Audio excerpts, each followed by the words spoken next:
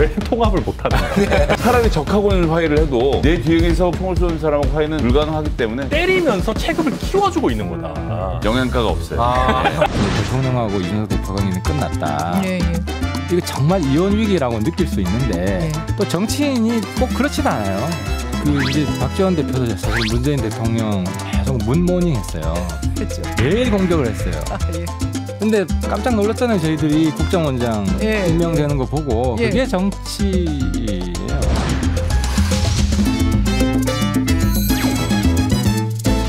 30억 원대 3,800원. 30억 원이 뭐냐면은 요번에 이제 김한길 위원장으로 해가지고 국민통합위원회라는 걸 저희가 만들지 않았습니까? 대통령실에. 이게 한 해 예산이 대략 30억쯤 됩니다.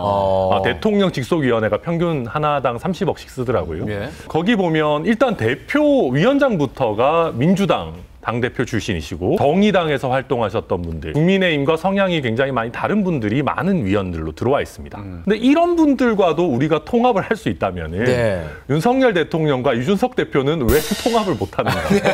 30억을 써가면서 국민통합위원회를 만드는 것보다 이준석 대표와 조금 더 소통을 잘하면 저는 훨씬 더 큰 효과가 있을 거라고 보거든요. 왜냐하면 그 윤석열 대통령과 이준석 대표 사이의 이 입장 충돌은 뭐 세대 갈등의 측면도 있고 정치를 함에 있어서 방법론이나 노선 갈등의 측면들이 다양하게 있을 겁니다. 그래서 이런 어떤 노력을 좀 더 기울이는 게 전 30억 원 이상의 가치가 있을 거라고 보고요. 그렇다면은 하태경 의원이 얘기하는 것처럼 이런 부분도 충분히 좀 같이 결합하는 것도 가능할 수 있지 않겠나 하는 희망을 담아서 한번 써봤습니다. 3,800원 곤약 라면 아십니까? 곤약? 예, 곤약으로 만든 라면이에요. 다이어트 라면? 예, 다이어트 라면이라서 요거 한 봉의 가격이 3,800원인데요. 요게 18kcal입니다. 한 봉을 다 먹어도 배가 부르지만 영양가가 없어요. 지금 하시는 말씀은 영양가 없는 말씀입니다. 하태경 의원님 진심은 알겠는데 하나마나 말씀이 되고 있는 상황인데 왜 그러냐면 내부 총질이라는 얘기를 했잖아요. 그러니까 총을 쏘는 상황이라는 게 이게 지금 전선에서 상대방으로 총을 쏘고 있는데 누군가 자기 등 뒤에서 내가 적군과 싸우고 있는 상태에서 내가 못 보는데 뒤에서 내 등에 총을 쏘는 사람을 내부 총질하는 사람이라고 하거든요. 대통령의 인식에서는 지금 민주당하고 전쟁을 하고 있는 중입니다. 아직도. 이것도 되게 심각한 문제라고 생각하는데 내 뒤에서 총 쏘는 사람하고 화해를 한다? 차라리 적하고는 화해를 해도 내 뒤에서 보이지 않는 데서 총을 쏘는 사람하고 화해는 불가능하기 때문에 저는 하태경 의원님 말씀은 알겠는데 소용은 없을 것 같아요. 근데 사실 문재인, 박지원 두 분의 화해도 어찌 보면 내부 총질이었는데 또 했지 않습니까? 그건 3년 뒤, 4년 뒤. 그리고 천천히. 사실 그때도 어찌 보면 문모닝 못하게 하려고 국정원장 보낸다 이런 썰도 있긴 했었거든요. 그래서 어떤 형태로든 좀 봉합이 됐으면 좋겠습니다. 저희 당도. 이준석 대표가 그 SNS를 계속해서 활용을 하고 있습니다. 대법원이 4.15 총선에서 그 부정선거가 없었다는 판단을 내린 기사를 또 공유를 하면서 돈벌이로 내부 총질을 했던 유튜버들에게 현혹됐던 많은 분들이 이성을 찾았으면 좋겠다라는 글을 남겼어요.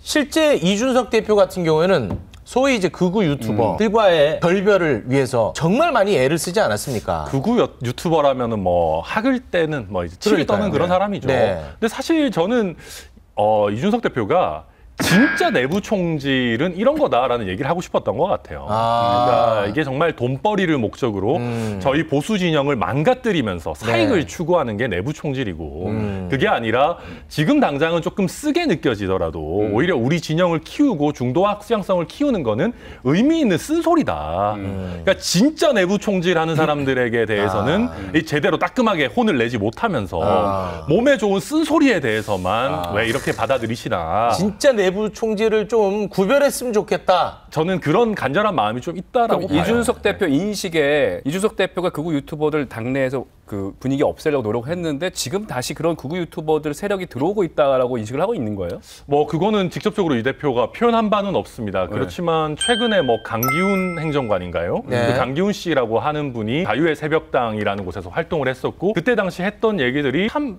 터무니없는, 그러니까 이게 또 상식의 영역을 벗어난 얘기들이 많았습니다. 그러니까 강기훈 이분에 대한 구체적인 저격이 아닌가. 이런 분들을 대비해서 돈벌이에 미쳐서 내부 총질했던 유튜버들, 현혹됐던 많은 분들이 이성을 되찾았으면 좋겠다고 했는데 이분이 권성동 원내대표는 정무실장으로 대통령실에선 행정관으로 기용했으니 현혹됐던 많은 분들로 구체적으로 지금 권성동 원내대표 대통령님을 지목하는 것은 아닌가 이렇게 생각이 드네요. 아니 제가 진짜 궁금한 게 있는데 이준석 대표가 스스로 본인이 한 일 중에 가장 자랑스러워하는 게 극우 유튜버들과의 어떤 결별 아니었습니까? 거리두기. 네. 그런데 지금 이제 보면은 그 전에 극우 유튜버로 알려진 안정권 씨 누나도 대통령실에 가 있고 이번에 저 강기훈 씨도 이제 그런 경우고 왜 이렇게 가깝게 함께 하는지가 궁금해지네요. 그런 분들일수록 굉장히 열심히 합니다. 막 진짜 충성심 있게 열심히 하고 다시 주류 이 정치계로 들어올 기회를 어떻게 보면 꼭 잡으려고 하는 들어올 그런 게 때는 있는 어떤 자기 정체성 부분을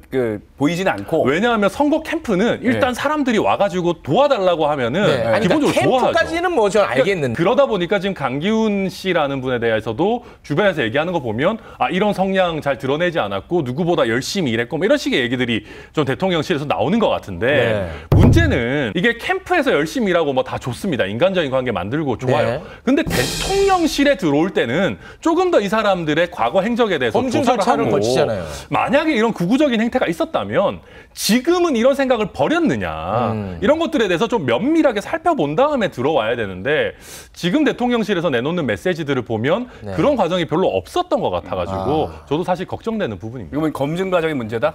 저는 그렇다고 봐요. 그리고 이걸 알고도 정말 들어왔다면은 더더욱 국민들로서는 우려스러운 부분이 아닌가 싶습니다. 아니 어제 대통령실 해명으로는 자유의 새벽당의 대표였다는 사실을 알고 뽑았다라는 것은 확인을 해준 거 아닙니까? 그러면 자유의 새벽당이 어떤 주장을 했던 정당인 것도 당연히 다 알 테고 그런 생각을 가졌지만 우리 청년들이 그렇게 생각하는구나. 청년 문제에 대해 대통령이 이분께 여쭤보고 답을 들었다고 한다면 정말 머리가 쭈뼛하는 거죠. 저 같은 경우는 이준석 대표가 매운맛 라면이라고 생각했었거든요. 근데 알고 봤더니 지금 대통령실은 마라탕면을 끓여 먹고 있어요. 네. 알겠습니다. 알겠습니다. 예. 근데 이제 윤핵관과의 갈등이 또 좀 다시 또 재점화되고 있는 걸로 보이는 게 친윤계로 알려진 이철규 의원이 이준석 대표를 겨냥해서 지구를 떠나겠다는 사람이 아직도 혹세무민하면서 세상을 어지럽히니 크게 웃을 일이다 이런 이야기를 하면서 뭐 SNS도 올리고 뭐 인터뷰에서도 계속해서 이준석 대표를 공격하고 있거든요. 그러니까 이준석 대표도 이제 바로 또 반격을 했어요. 안 유명해져서 마음이 급한가 보다 하면서 지금 감정이 엄청나게 지금 격화되고 있습니다. 그러니까 좀 저는 좀 안 좋아 보이죠. 이게 뭡니까? 그리고 이제 대통령께서 그렇게 이제 이준석 대표에 대한 인식을 갖고 있다라는 게 드러나 마당에 친윤계 의원들이 이런 식으로 또 공격성을 드러내는 거 저는 굉장히 안 좋다고 보고요. 쓰는 얘기들도 혹세무민이 뭡니까? 요즘 우리 유권자들 수준이 얼마나 높은데. 이철규 의원은 양두구육이 뭡니까 이러고 있어요. 뭐 양두구육. 근데 저는 양두구육도 조금 강한 표현이긴 하지만 그게 이제 특정인을 저격한다기보다는 여의도 정치권 전체에 대한 약간의 실망이나 환멸을 표현한 저는 그런 표현이라고 보거든요. 근데 혹세무민 같은 경우는 유권자들을 좀 폄하하는 그럴 수 거잖아요. 있죠. 저는 이준석 대표가 혹세무민할 수 있는 능력이 있다고 보지도 않고요. 너무 과대평가라고 생각하고 또 한 가지는 무슨 이준석 대표한테 구상유취 뭐 이런 표현을 썼어요. 아직 젊어서 입에서 저 비린내가 난다 뭐 이런 표현 아니겠습니까? 근데 이게 사실 이준석 대표 그렇게 젊지도 않고요. 제가 늘 말씀드리는 거지만 이제 내일 모레 40이고요. 저는 이런 식으로 친윤계 의원들도 오히려 이준석 대표를 때리면서 체급을 키워주고 있는 거다. 저는 이게 이분들이 오히려 단체로 짜고 이준석 대표 대선 후보 만들어주려고 작정했나라는 생각이 들 정도입니다. 지금 천하람 의원이 이준석 대표한테 형님이라고 부른다는 의혹이 제기되고 있는 건 아시고 계십니까? 네, 그 부분은 사실입니다. 전 이 이철규 의원이 지금 여기 되게 중요한 포인트인데요. 이분이 또 공교롭게 경찰 출신입니다. 근데 경찰 중에서도 어디인 줄 아십니까? 이분은 경찰 간부 출신이에요. 경찰대가 아닙니다. 그러니까 지금 경찰대 개혁에 대한 이야기 한참 나오고 있는데 아니다. 경찰대 출신이 아니고 그냥 대학을 나와서 경찰 간부 수석 졸업을 하신 분이거든요. 그런데 이제 어떻게 해서 검경 갈등이 있을 때 이렇게 저렇게 돼서 윤석열 대통령의 핵심 관계자가 됐고 몇 주 전에 있었던 대통령과 윤핵관들 공개적으로 만난 이 만찬 자리에 이분이 있었던 분인데 경찰인데 이분이 오늘 나와서 무슨 얘기를 꺼냈냐면 성상남 얘기를 꺼냈습니다. 그러면 이건 너무 부적절하죠. 지금 이렇게 상황이 벌어지고 있는데 경찰이 성상남 문제 제대로 수사하고 있느냐라고 묻는 걸로밖에 들리지 않아요. 당사자가 경찰이었고 윤핵관인 분이 지금 이준석 대표의 성상남 얘기를 딱 꺼내 들었고 공교롭게도 지금 김건희 여사의 팬클럽 대표였던 강신업 변호사 지금 아이카이스트 김성진 대표의 변호인을 맡아서 3차 오늘 조서를 꾸미고 나와서 성상납과 관련된 더더욱 구체적인 얘기들 이런 걸 진술했다는 얘기를 또 하고 있거든요. 네. 어쩜 이렇게 박자가 딱 맞아 들어갑니까? 대통령의 내부 총질 문자에 이어서 이렇게 몰아치는 그림들을 만들면 경찰로서는 야 이거 나한테 지시한 건가? 라고 좀 여러 가지 긴장되는 상황이 만들어질 것 같아서 좀 굉장히 부적절한 것 같습니다. 그럼 지금 이게 일련의 과정들이 체계적으로 움직이고 있다라고 지금 의심을 하는 겁니까? 체계적이든 아니면 대통령께서 이렇게 말씀하신 김에 내쳐서 한번 가자라고 막 몰려 나오는 것이든 제가 뭐 그렇게까지 알 수는 없지만 네네. 공교로도 너무 공교로운 거죠. 저희 당의 수준을 너무 높게 평가하고 계신 것 같습니다. 아니, 이렇게 딱딱 맞춰가지고 할 수 있는 능력이 과연 있을까? 일사불란하기는 어려운 상황이다. 그건 뭐 쉽지 않다라고 봅니다. 어찌됐든 간에 문자건으로 계속해서 지금 이 일련의 과정들이 지금 펼쳐지고 있는데 울산 가는 비행기에서 윤석열 대통령과 권성동 직무대행이 만나서 티타임을 가진 것 같아요. 근데 거기에서 그 전반적인 분위기는 뭐 이거 단순 해프닝으로 받아들이고 그리고 힘을 실어주는 분위기였다. 권성동 원내대표에게. 그러니까 농담 섞어가면서 그것 때문에 좀 며칠 고생했겠구만 이렇게 말했다고 하더라고요. 뭐 어떻게 되는 겁니까? 예, 사실 고생 많이 했죠. 저희 당에 있는 많은 사람들이 고생을 했고요. 그래서 일단 저는 그게 이제 위로 차원에서 하신 말씀인 것 같기도 하고 거기에 대해서 권성동 원내대표 체제, 그러니까 직무대행 체제에 힘을 실어주는 것 아니냐라고 하는 정식 해석이 나왔습니다. 네네. 그런데 대통령의 이런 말씀과 달리 대통령실에서는 이게 권성동 원내대표 체제에 조금 불안한 거 아니냐, 비대위 체제로 전환해야 되는 것 아니냐라고 하는 의견이 있다라는 얘기가 지금 나오고 있거든요. 그런데 이게 비대위 체제로 전환을 하려면 기본적으로는 저희 최고위원들이 다 사퇴를 해줘야 되는데 지금 몇몇 최고위원들이 버티고 있어서 이게 가능할지 모르겠다라는 내용까지 지금 나오고 있고요. 또 한 가지는 이 비대위 전환이 생각보다 간단치 않은 것이 이준석 대표가 6개월 있으면 돌아올 수 있는 상황이지 않습니까? 이 상황에서 비대위로 전환한다? 이게 어떤 당원당규 해석이나 법률적으로 가능한지 이 부분도 또 하나의 넘어야 될 허들입니다. 알겠습니다.